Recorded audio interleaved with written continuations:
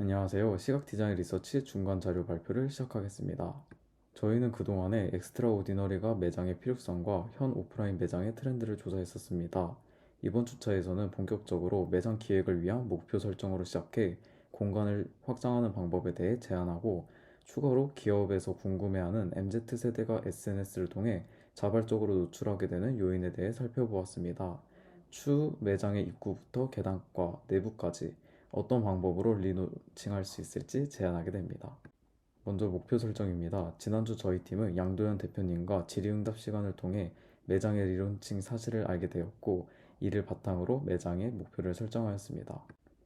저희가 매장에 방문하게 된 목적으로는 현재 대표님이 구상하고 계시는 매장의 목적을 알아보고, 이를 매장 계획으로 수립하기 위해 리서치 방향을 좁혔습니다.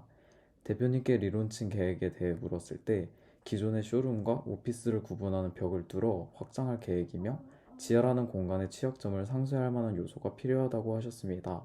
이를 바탕으로 저희는 리론칭과 확장을 통한 공간의 활용성, 지하 매장의 특성에 집중하기로 하였습니다. 기존의 공간은 어떻게 변화할까요? 쇼룸과 오피스를 나누던 매장의 벽을 허물고 공간 전체를 확장하여 전체 매장의 형태를 띠게 됩니다. 그렇다면 지상의 매장과 달리 지하 매장이 가지는 취약점은 어떠한 것들이 있을지 살펴보았습니다. 지상과 지하 매장의 특성을 비교를 통해 지하 매장의 취약점을 바탕으로 개선 방향과 목표를 설정했습니다. 지하 매장은 면적 대비 경제적이며 공간의 확장 가능성과 활용 방면이 넓은 반면, 매장의 안전성이 낮고 매장의 고객을 끌기 위한 노출성과 진입성이 부족했습니다. 리서치 방향에 있어 앞에서 언급된 지하 매장의 단점을 보완할 목표가 필요했습니다. 특히 노출성과 진입성을 높이기 위해 매장의 입구로부터 고객의 시선을 끌고 지하 매장까지 내려오는 소비자가 처한 상황이 수고가 아닌 경험으로, 또한 매장에서 일어나는 공간이 경험을 담아낼 수 있는 트레이와 같은 빈 그릇의 역할을 해야 함을 목표로 설정하였습니다. 과연 목표를 어떤 범위에 적용할 수 있을까요? 고객의 시선을 끄는 것은 오프라인 매장의 입구를 개선하는 방향으로, 지하 매장을 내려오는 과정이 수고가 아닌 경험으로 제공되기 위해서는 매장 계단을 개선하고, 특별한 경험의 공간으로 제공하기 위해서는 매장 내부의 경험을 중점으로 적용해야 합니다. 저희는 대표님께 기존 공간을 매장으로 리론칭하면서 생기는 취약점에 대해 물어봤습니다.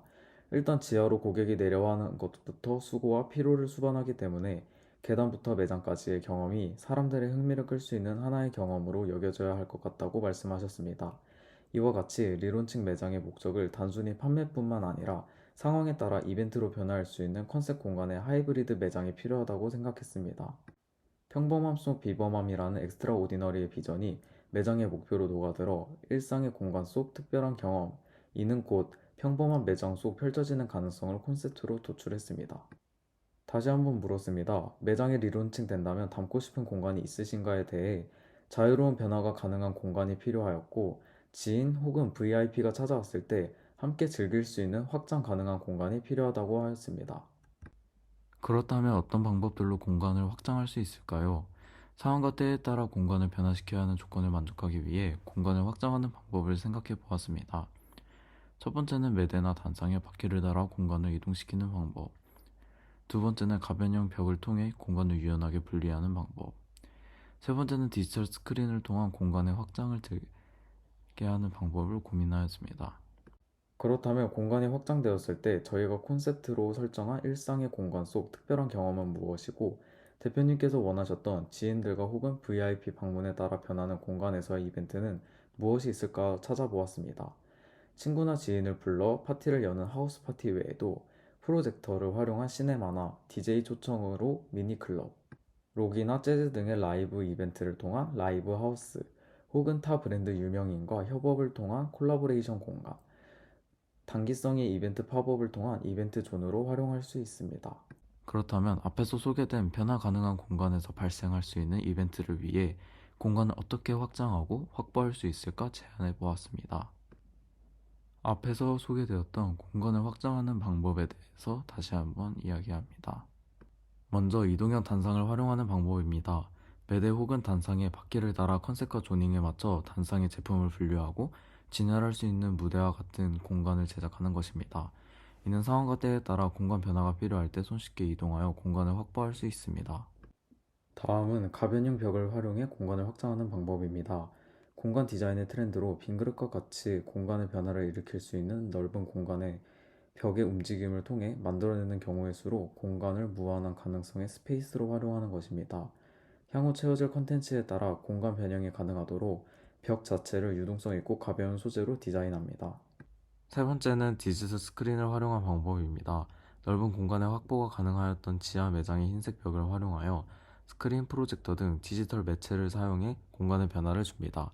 3면은 디지털 스크린 속 펼쳐지는 공간의 연장으로 마치 내가 다른 공간으로 이동한 듯한 혹은 공간이 확장된 듯한 착시와 동시에 디지털 매체가 주는 공간의 분위기도 변화시킬 수 있습니다. 그렇다면 공간을 어떻게 활용할 수 있을까요? 독일의 예술가 렘브르크가 연구한 공간 형태에 따른 동선과 특성을 찾아보았습니다. 첫 번째, 히어로 오브젝트. 매장 가운데 중심이 되는 오브젝트나 존을 중심으로 한 바퀴를 도는 동선입니다. 두 번째, 기본 루트. 오브젝트나 단상의 위치에 따라 루트를 조정할 수 있는 방법입니다. 세 번째, 프리플로우. 입구와 출구가 같으며 관람의 순서가 정해져 있지 않아 고객이 원하는 대로 돌아다니며 볼 수 있는 자유 형태의 동선입니다. 네 번째, 인앤아웃. 처음 들어가는 입구에 중규모 사이즈의 존을 중심으로 뒤편에는 서브가 존재합니다. 다섯 번째, 리니얼. 가벽이 서로 교차하는 구조로 모든 동선의 관람을 필요시할 때 사용합니다. 여섯 번째, 리브레.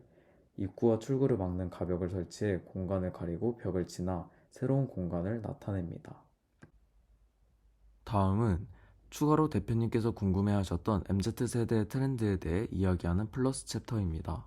MZ세대가 SNS에 게시물을 올리는 이유는 크게 두 가지로 자기 표현 욕구와 가시적 소비 성향을 나타내기 위함이 있습니다. 자기 표현 욕구는 SNS의 브랜드를 공유하는 것은 자신의 취향을 표현하고 일종의 인상 관리를 위함입니다. 두 번째 가시적 소비 성향은 SNS의 브랜드를 공유하는 것은 자신의 차별적 이미지를 전달하여 타인에게 긍정적인 평가를 받기 위함입니다. 브랜드는 자기 표현 욕구와 과시 욕구를 충족시켜줄 수 있는 전략을 고려한다면 소비자들로 하여금 자발적으로 개인 SNS에 공유하게 만드는 계기를 제공하게 될 것입니다. 타겟층의 취향과 정서에 맞게 브랜드 이미지를 조성하고 브랜드의 이미지는 곧 자신의 이미지, 공유하고 싶은 동기를 강화시킵니다. 그렇다면 다른 매장은 어떻게 MZ의 자발적인 SNS 노출을 만들어낼 수 있었을까요? 먼저 조형물의 활용 사례입니다. 거대한 조형물이 사람들의 시선을 끌게 되고 브랜드의 이미지와 가치를 담게 됩니다. 템버린즈에서 진행한 한 줌의 위안은 다양한 감정들이 오롯이 공간을 표현하고자 한 전시로 존재감이 압도적인 거인은 템버린즈의 정신성과 정체성을 나타냅니다. 젠틀몬스터의 조형물 더 프로브는 과거와 미래의 세계 일부가 떨어져 나온 듯한 공간 속에 존재하는 거대한 기계 생명체로 젠틀몬스터가 전달하고자 하는 커다란 주제를 대표적으로 표현하는 하나의 상징이며 끊임없이 소비자의 감정을 자극시키고자 하였습니다. 다음은 브랜드 제품의 대형화입니다. 제품이 비대해짐에 따라 사람들의 이목을 끌고 앞에서 자연스러운 인증샷을 유도하게 됩니다. 템버린즈의 고체 향수를 대형화시켜 향수의 사각형 쉐입이 통로 기둥의 역할을 하고 대형화된 기둥 아래 실제 제품이 놓아 강조의 효과를 더합니다. 이러한 공간을 자연스럽게 사람들의 SNS에 노출하게 됩니다. 다음은 블루보틀입니다. 블루보틀의 코르크막이 조형물은 사람들이 직접 사용할 수 있는 가구로 사용되고 있습니다. 테이블과 의자의 역할을 수행하며 직접 앉고 만지는 경험을 통해 자연스럽게 촬영을 유도하고 블루보틀의 재밌는 경험을 제공하게 됩니다.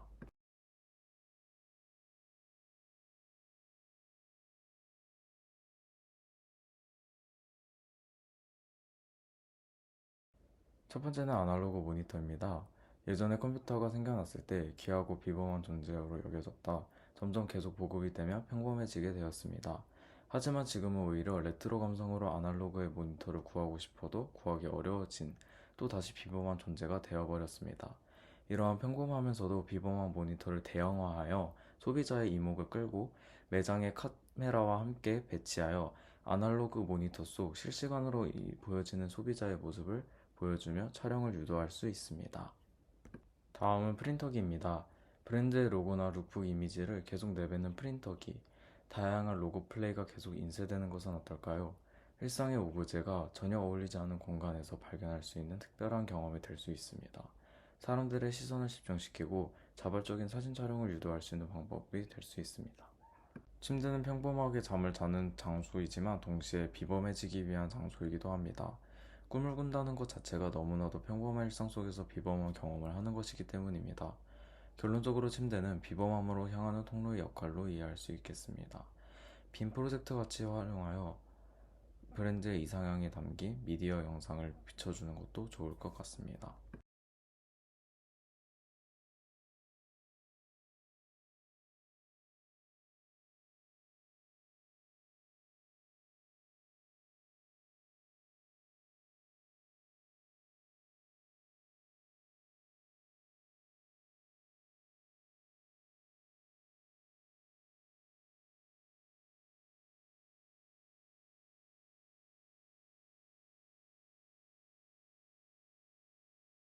그래서 저희는 결과적으로 기존 매장의 운영 방법, 쇼룸과 오피스를 분리된 공간, 지하 매장의 취약점을 보완하여 하이브리드 매장, 판매 목적뿐만이 아닌 상황에 따른 공간 속의 이벤트, 일상의 공간 속 특별한 경험을 제공하는 매장으로 계획 목표를 세우게 되었습니다.